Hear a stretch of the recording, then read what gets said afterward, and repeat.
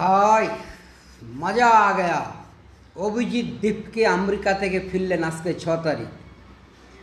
দিল্লি এয়ারপোর্টে নামতে যে লক্ষ লক্ষ ইয়ং ছেলের যে ক্রাশ, যে ভিড়, যে এক্সাইটেড, মানে না দেখলে বুঝবেন না ভাই।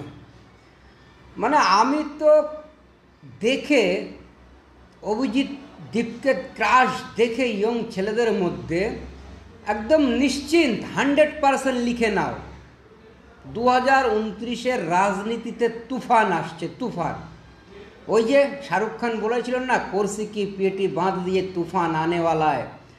অভিষেক দীপকে যে তুফান 2029-এ আনছে ভারতীয় জনতা পার্টির आंत 100% भाई लिख के ले लो।